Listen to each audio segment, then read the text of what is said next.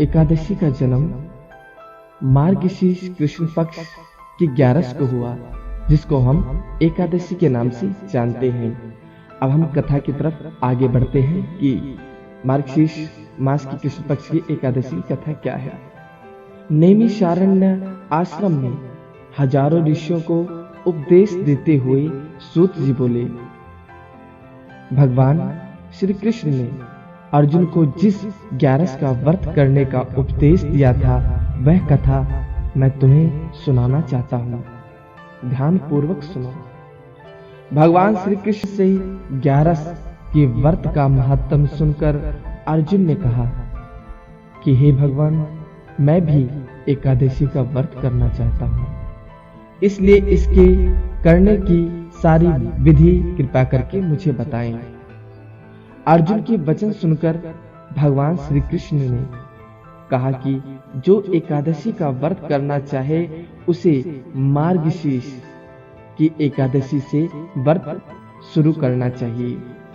दशमी के दिन प्रातः 4 बजे उठकर शौच आदि से निवृत्त होकर सूर्य उदय से पहले ही भोजन कर लें और बाद में दातुन कर मुख शुद्धि करें। इसी प्रकार प्रतिदिन सोते समय अच्छी बातों का स्मरण करें। दांत को साफ कर शयन करते समय भगवान का ध्यान मन में करें, उनका हमेशा ध्यान करते रहें, उनकी पूजा अर्चना करते रहें। फिर सवेरे 4 बजे उठकर मल मूत्र विसर्जन कर दातुर व स्नान आदि कर भगवान का नाम स्मरण करें। इसके बाद शरीर पर मिट्टी लगाकर शुद्ध जल से स्नान कर संकल्प बोलें कि हे भगवती, मेरे पापों को नष्ट करो। हे अर्जुन, जिस एकादशी का व्रत करें उस दिन किसी बुरी संगत में ना पड़े। चोर, पाखंडी और दुष्ट जनों से वार्तालाप बिल्कुल भी ना करें, उनके दर्शन भी ना करें। उस दिन बुरे विचार से बचकर बड़ी श्रद्धा और भक्ति से भगवान विष्णु की धूप दीप आदि सुगंधित पदार्थों से पूजा करें। दिन रात पवित्र रहकर हरि संकीर्तन करते रहें। एकादशी का व्रत करें। द्वादशी के दिन ब्राह्मणों को भोजन कराएं और यथाशक्ति दान दें।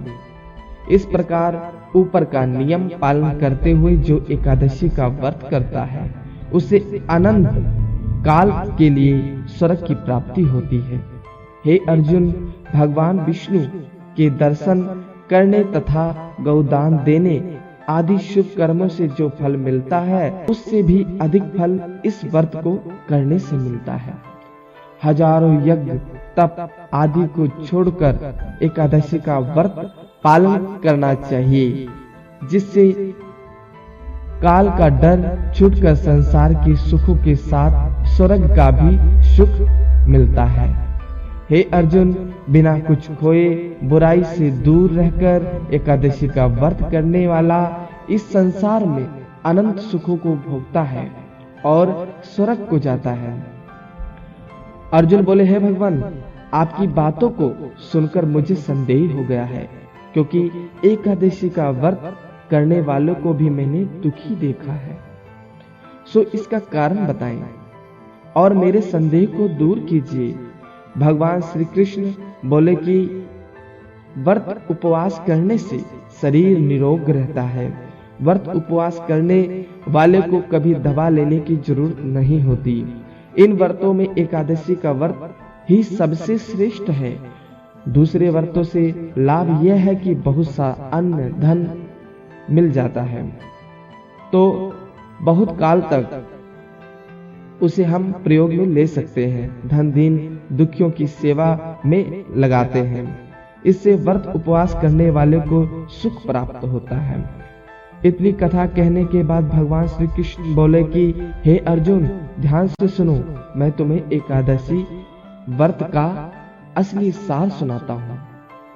व्रत करने से पहले मन में यह संकल्प करें कि मैं जीवन भर चाहे मुझ पर कैसा भी दुख क्यों ना आ जाए, किंतु काम, क्रोध, लोभ, मोह, अभिमान से सदा दूर रहूंगा। इस प्रकार करने से हे अर्जुन, व्रत करने वाले आदमी सभी सुख को भोग कर स्वर्ग जाते हैं। अर्जुन इस कथा को सुनकर बोले कि हे भगवान, क्या बीमार और रोगी मनुष्य को यह व्रत करना चाहिए? अर्जुन का प्रश्न सुनकर और हंसकर भगवान बोले कि बीमार और रोगी को व्रत नहीं करना चाहिए। हे अर्जुन, एकादशी का व्रत करने वाले से जो घर वाले लड़ते झगड़ते हैं वह नरक में जाते हैं। इसलिए बुरे कर्मों से बचते हुए जो थोड़ा सा फलाहार करते हैं वह भी स्वर्ग को जाते हैं। भगवान श्री कृष्ण बोले, हे अर्जुन, अब मैं तुम्हें मार्गशीर्ष एकादशी की कथा सुनाता हूँ, ध्यान पूर्वक सुनो। एक बार मूर नामक बहुत बलवान राक्षस ने सभी देवताओं को युद्ध में हराकर स्वर्ग का राज छीन लिया। तब इंद्र, कुबेर आदि सभी देवता भगवान शंकर जी की शरण में गए।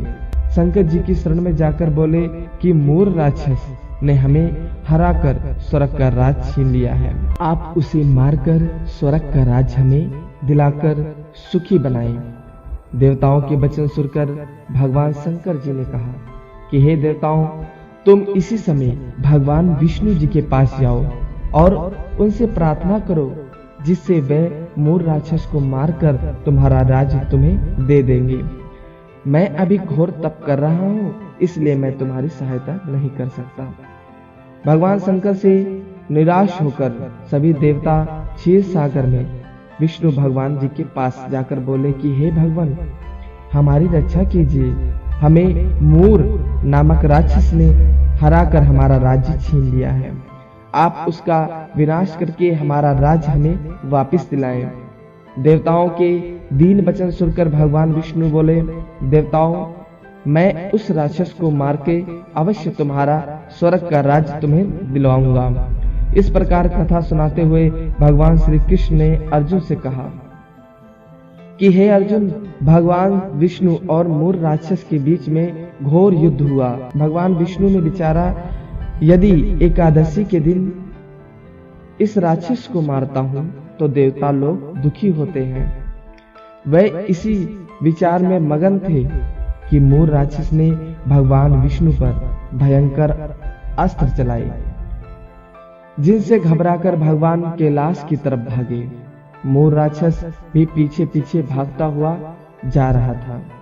भगवान ने अपनी शक्ति से एक कन्या को प्रकट कर दिया और स्वयं अंतर्ध्यान हो गए। जब मूर राक्षस कन्या के पास पहुंचा तो कन्या ने अपने शस्त्र से राक्षस का सिर धड़ से अलग कर दिया।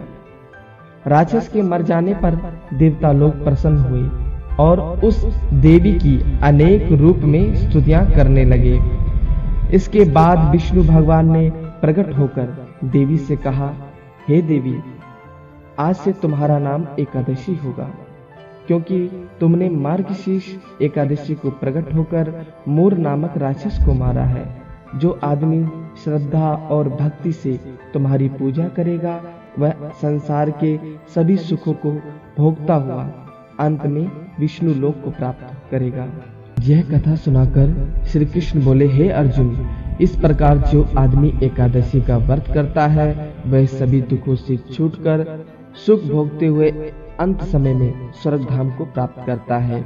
इसलिए संसार के सभी सुखों को प्राप्त करने के लिए एकादशी के दिन निराहार रहकर द्वादशी के दिन किसी भी दीन दुखी अथवा ब्राह्मण को भोजन कराकर स्वयं भोजन करना चाहिए।